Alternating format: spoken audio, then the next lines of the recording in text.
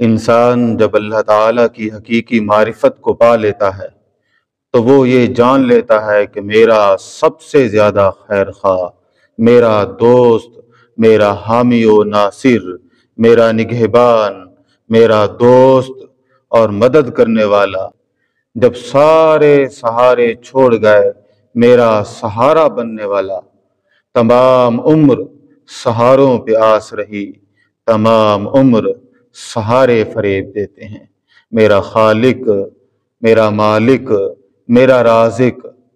آج تک جتنی بھی خوشیاں، جتنی راحتیں، جتنی نعمتیں اور جتنی آسائشیں میسر آئیں، سب اسی کے کرم سے آئیں۔ میری نافرمانی و بغاوت دیکھ کر بھی اس رحیم و کریم اور بے نیاز ذات نے بے حساب دیا۔ وہ خطائیں دیکھتا بھی ہے، عطائیں کم نہیں کرتا۔ تو پھر اس کا ایمان یہ تقاضا کرتا ہے کہ اس ذات باری تعالیٰ سے محبت و وفا کی جائے۔ محبت سے سرشاری ایمان کی علامت ہے۔ اللہ تعالیٰ فرماتے ہیں والذین آمنوا اشد حبا للہ، اور جو لوگ ایمان والے ہیں وہ تو اللہ تعالیٰ سے شدید محبت کرتے ہیں۔ پھر انسان اپنا تن، من، دھن سب کچھ اس ذات باری تعالیٰ کے لیے قربان کرنا اپنی سعادت سمجھتا ہے۔ پھر سیدنا ابراہیم علیہ السلام کی طرح جب اس کے رب نے کہا کہ اسلم، فرما بردار ہو جا، سرے تسلیم خم کر دو، اور وہ جواب میں کہے قال اسلمت لرب العالمین، کہ میں رب العالمین کا فرما بردار ہو گیا، میں تو سارے جہانوں کے پالنے والے کے سامنے سرے تسلیم خم کرتا ہوں۔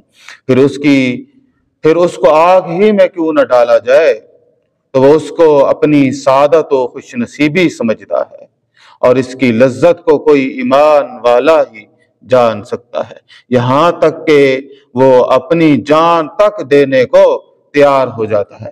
پھر وہ کہتا ہے کہ جان دی ہوئی اسی کی تھی، حق تو یہ ہے کہ حق ادا نہ ہوا۔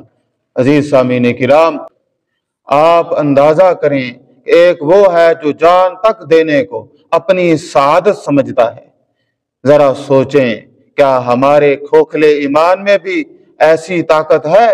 اگر نہیں تو قرآن مجید سے اپنے اندر روح ایمانی پیدا کریں، جو اللہ تعالیٰ کی معرفت کا خزانہ، اللہ تعالیٰ کی معرفت کا سمندر ہے۔ یہ اس لیے کہ قول الہی سے ہی مراد الہی تک پہنچنا آسان ہے۔ انسان جب دل و جان سے ایمان کو قبول کر لیتا ہے تو سچا مسلمان بن جاتا ہے۔ پھر وہ اقرار کرتا ہے کہ میں اپنی جان و مال، اپنے عہدے و منصب پر، اپنے وجود کے ذرے ذرے پر تیری حاکمیت کا اعلان کرتا ہوں۔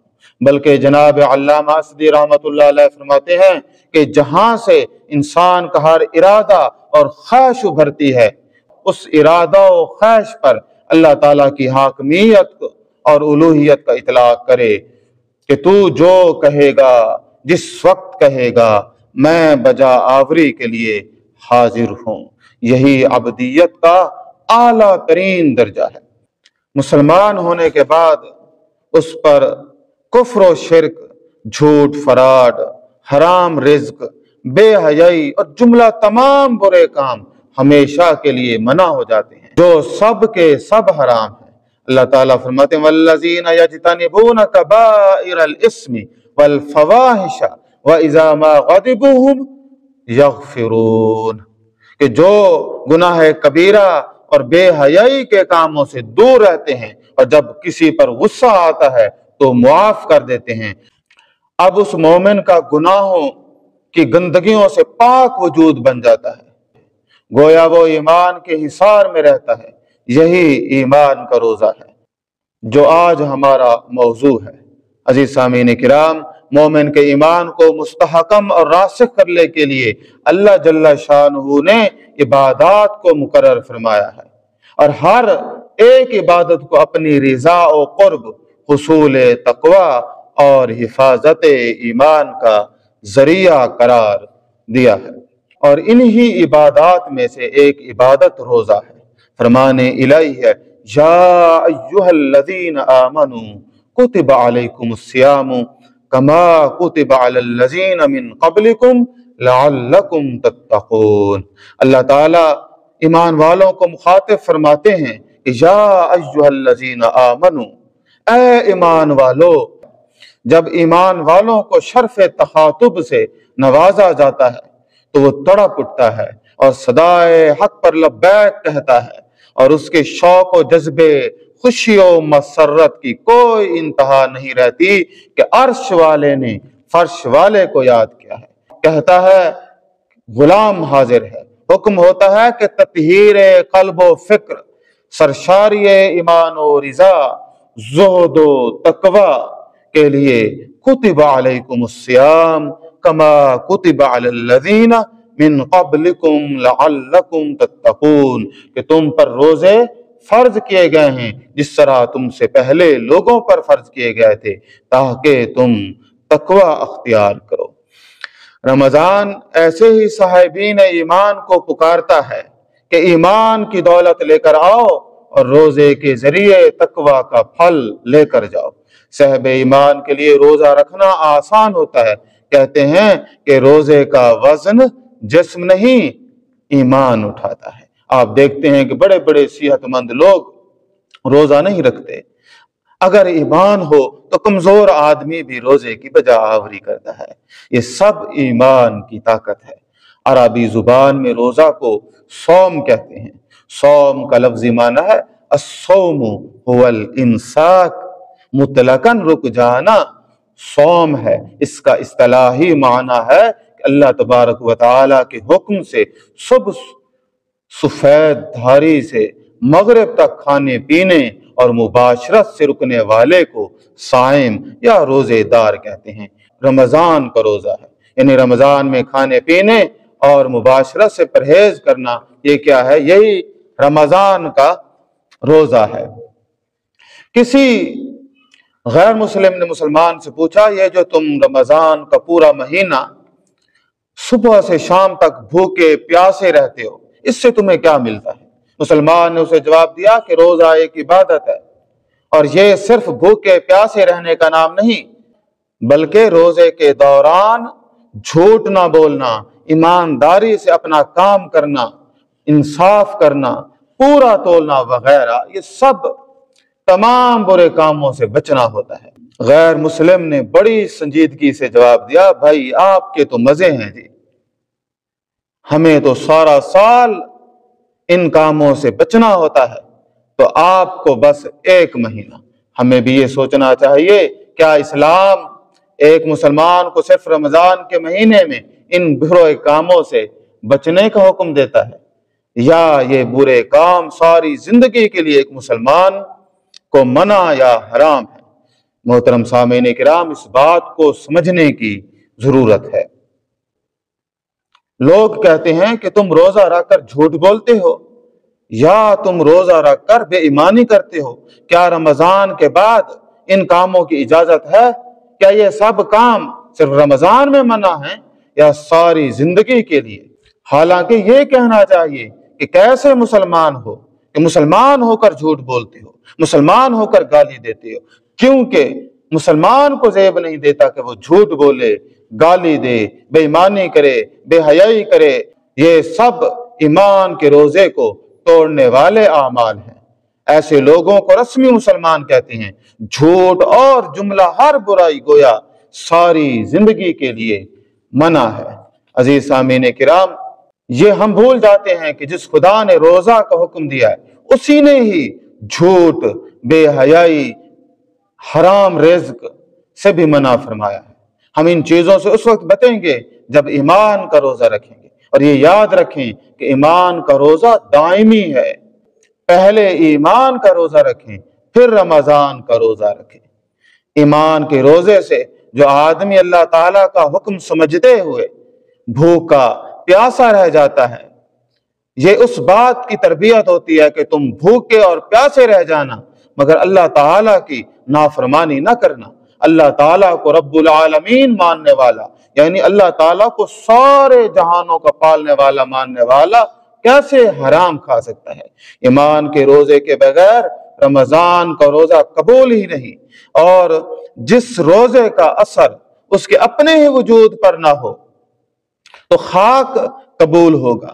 جو شخص پورے جسم کی بجائے صرف معدے کا روزے رکھے، نہ آنکھوں کو روزہ ہو، نہ کانوں کو روزہ ہو، اور نہ دل کو روزہ ہو، اور نہ ہاتھوں کو روزہ ہو، یہ اعضاء اللہ تعالیٰ کی نافرمانی اور جہنمی عمل میں مصروف رہیں تو روزے کی قبولیت کیسے ہوگی اور ثواب اس کا کیسے ہوگا؟ ایسے شخص کے بارے میں نبی کریم صلی اللہ علیہ وسلم نے فرمایا کہ من لم یدع قول الزور والعمل به والجہل، کہ آپ صلی اللہ علیہ وسلم نے فرمایا کہ اگر کوئی شخص جھوٹ بولنا اور دغا بازی کرنا نہ چھوڑے، فلیس للہ حاجۃ، کہ اللہ تعالیٰ کو اس کی کوئی ضرورت نہیں، فی ان یدع طعامہ وشرابہ، کہ وہ اس کو کوئی، فلیس للہ حاجۃ، اللہ تعالیٰ کو کوئی حاجت نہیں کہ فی ان یدع طعامہ وشرابہ، کہ وہ اپنا کھانا پینا چھوڑ دے۔ عزیز سامعین کرام، آپ ایمان کا روزہ ہرگز نہ توڑیں۔ ایمان کے روزے کے بغیر رمضان کو روزہ نہیں۔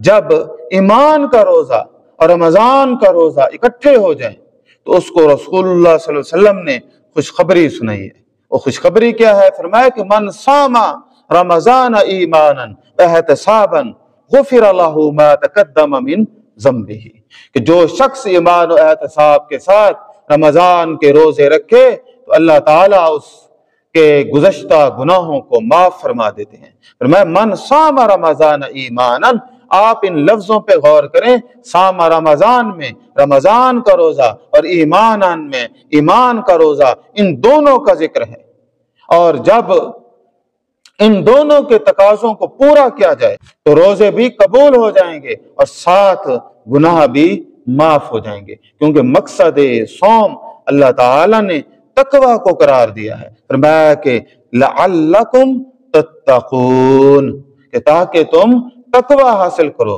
اور اس سے پھر اللہ تعالیٰ نے فرمایا یا ایھا الذین آمنوا ان تتقوا اللہ یجعل لکم فرقانا ویکفر عنکم سیئاتکم ویغفر لکم واللہ ذو الفضل العظیم۔ اے ایمان والو، اگر تم تقوی اختیار کرو گے، یا ایھا الذین آمنوا ان تتقوا اللہ، کہ اگر تم اللہ تعالیٰ کا تقوی یعنی خوف الہی کو اختیار کرو گے، تو آپ نے دیکھا کہ روزے کا محاصل کیا تھا؟ تقوی تھا۔ اور یہاں پہ بھی اللہ تعالیٰ نے فرمایا یا ایھا الذین آمنوا ان تتقوا اللہ، تو فرمایا اگر تم وہی تقوی حاصل کرو گے تو فرمایا یجعل لکم فرقانا، تو ہم کیا کر دیں گے؟ حجت والی ہدایت مقرر کر دیں گے، تمہارے لیے فرقان مقرر کر دیں گے، وَيُكَفِّرْ عَنْكُمْ سَيِّئَاتِكُمْ، اور ہم تمہارے گناہوں کو کیا کر دیں گے؟ مٹا دیں گے، اور تمہاری مغفرت فرما دیں گے، واللہ ذو الفضل العظیم۔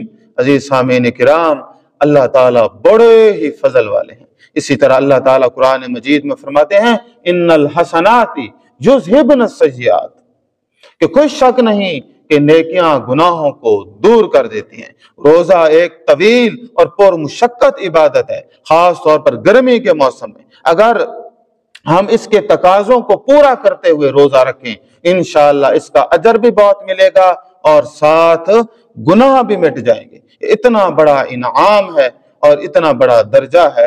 عزیز سامعین کرام، آخر میں بس بارگاہ الہی میں التجا ہے کہ اے باری تعالی، ہماری کھوٹی عبادتوں کو قبول فرما، اور ہم اپنی اوقات کے مطابق عبادت کرنے والے ہیں، تو اپنی شان کے مطابق نواز دے، آمین یا رب العالمین۔